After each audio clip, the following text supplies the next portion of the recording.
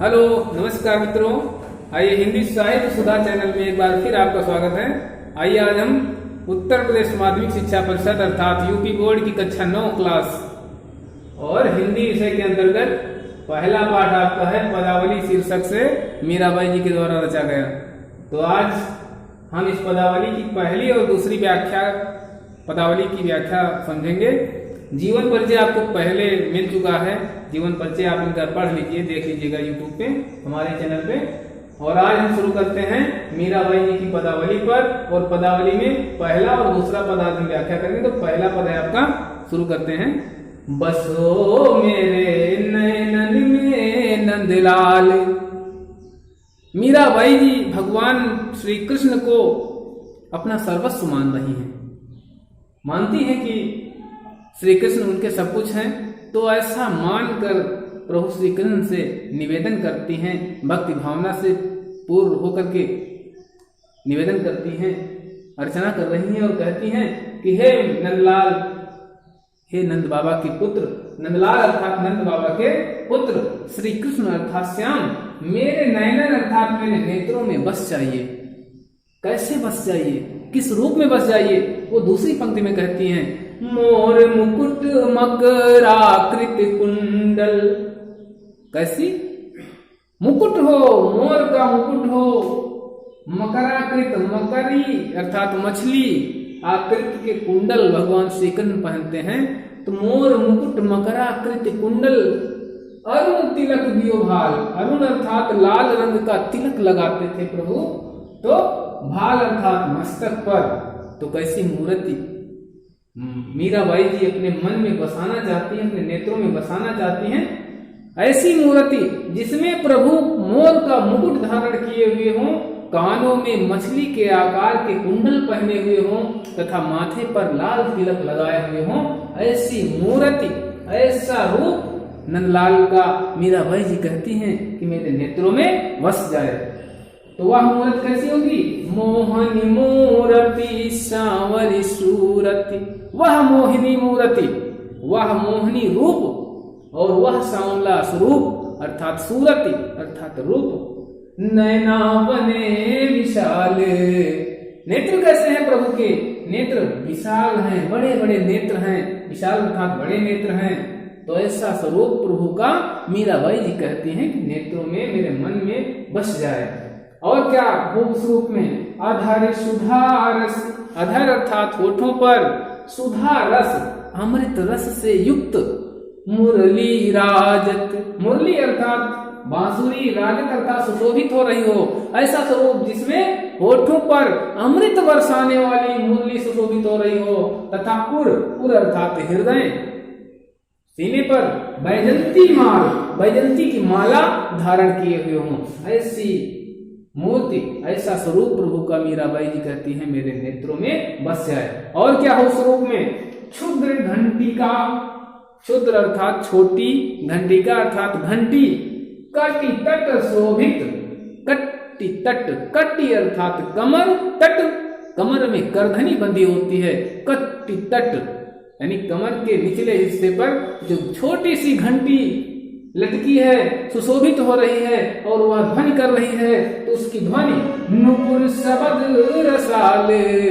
तो वो जो ध्वनि है वह ध्वनि शब्द हैं। कैसे शब्द हैं? ऐसा लगता है कि वो परमात्मा के शब्द हैं। वे बड़े ही रसाल अर्थात आनंददायी हैं। रसाल का एक और अर्थ होता है, रसाल माने आम होता है, लेकिन यहाँ आम अर्थ नहीं लेंगे।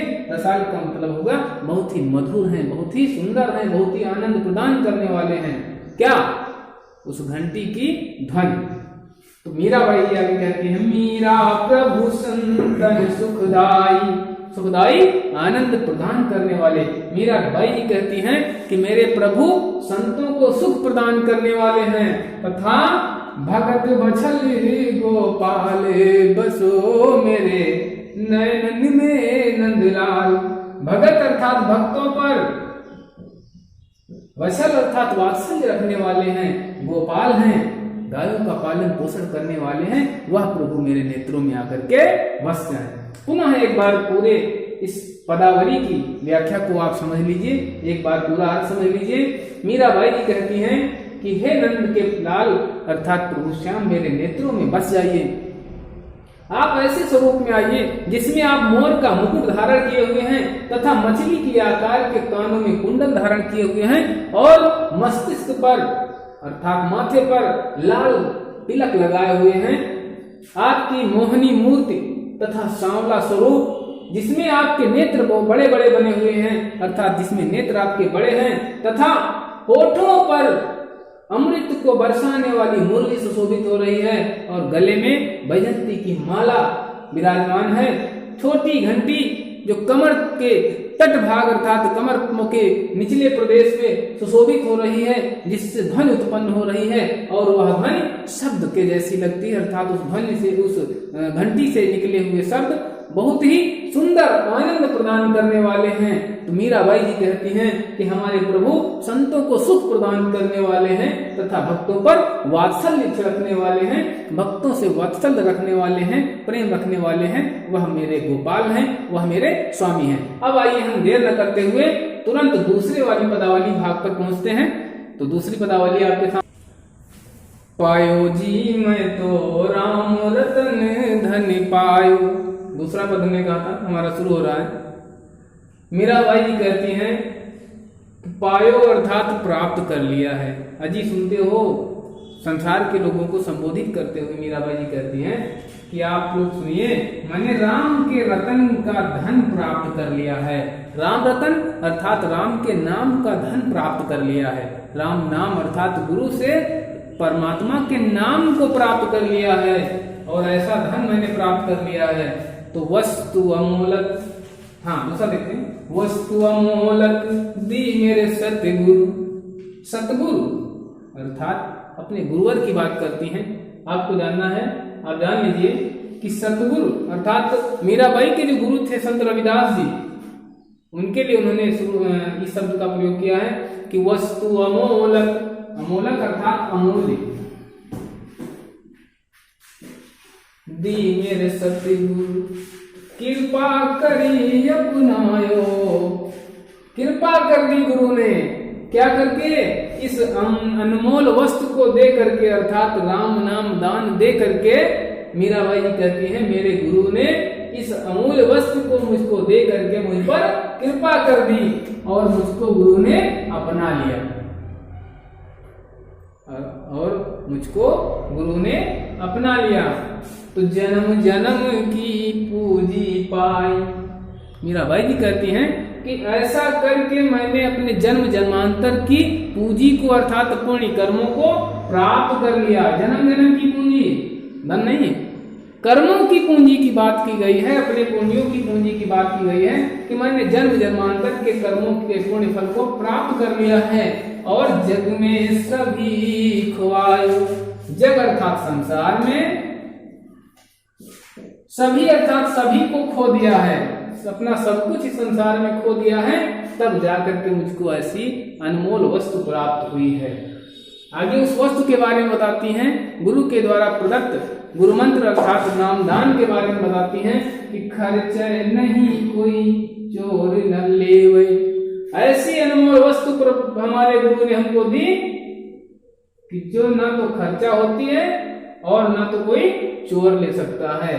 दिन दिन बढ़त सवायो, और कहती हैं कि यह वस्तु, यह धन, परमात्मा के नाम का जो धन मुझको प्राप्त हुआ है, यह धन प्रतिदिन 100 गुना बढ़ता रहता है, 100 बढ़ता रहता है। आगे मीराबाई जी कहती हैं कि सत्य की नाव खेवटिया सतगुरु। मेरे जो सतगुरु हैं वो सत्य की नौका के खेवनहार हैं, सत्य की नौका को चलाने वाले हैं। अर्थात मेरे जो गुरु हैं सत्य अर्थात सत्य की नाव अर्थात नौका को, खेवटिया अर्थात खेने वाले हैं, चलाने वाले हैं, पार उतारने वाले हैं, जिससे भवसागर तरे आयो, जिससे मैं यह सारा भवसागर तराऊंगी, तर जाऊंगी, इस संसार से उस पार हो जाऊंगी।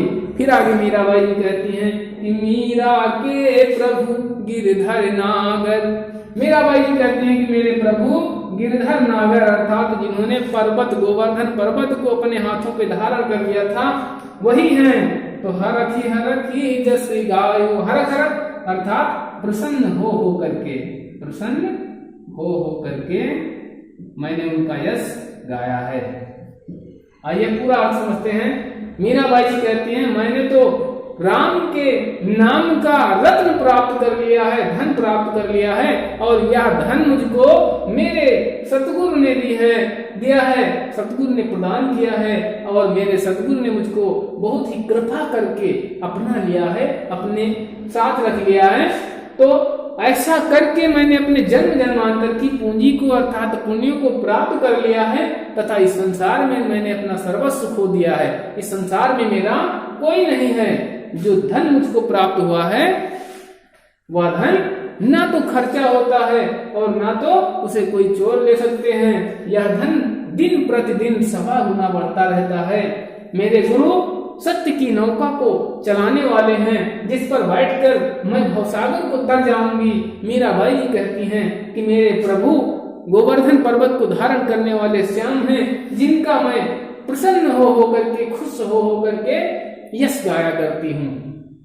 तो दोस्तों, मेरे द्वारा बनाया गया ये वीडियो आपको कैसा लगता है?